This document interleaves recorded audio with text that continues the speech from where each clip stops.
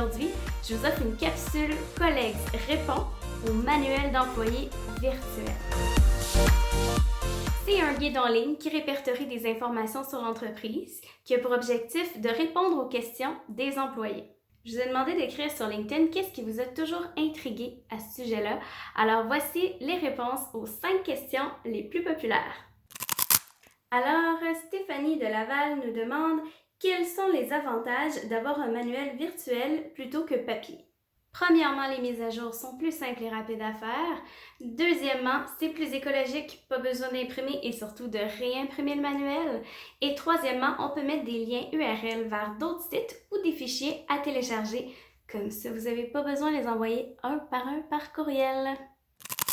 Oh, bonne question! Irma de Boucherville nous demande « Qu'est-ce que je fais si mes employés n'ont pas d'ordinateur sur les lieux de travail? » Irma, perds pas espoir. Honnêtement, c'est une question qui m'est souvent posée et la bonne nouvelle là-dedans, c'est que ça existe des manuels d'employés virtuels qui sont sur téléphone mobile, donc pas besoin d'ordinateur à tout prix.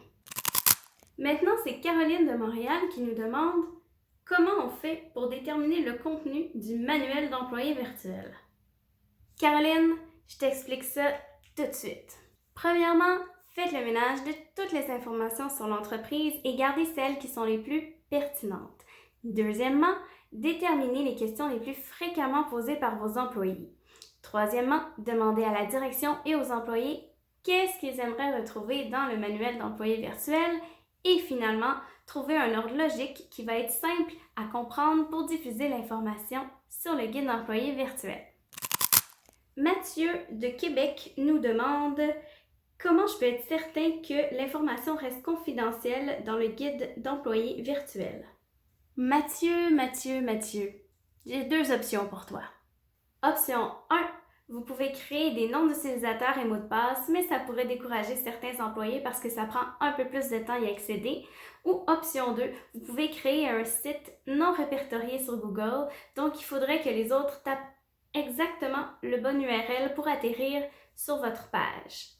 Je vous invite à réfléchir à ce qui est confidentiel et pourquoi vous jugez que c'est confidentiel.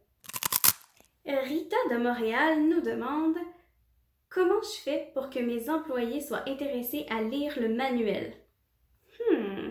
Rita, je te garantis que tes employés n'iront pas le lire à tous les jours, mais je peux te donner des conseils pour qu'ils y aillent plus souvent.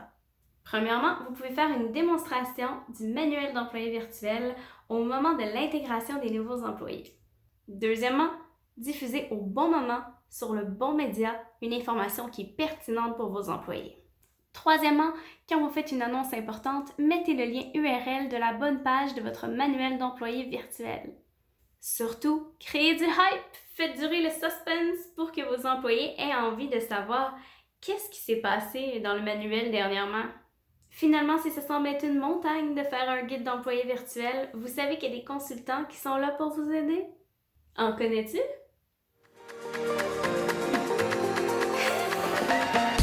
Ben oui, collègues, je peux vous aider avec ça. Sur ce, bon appétit!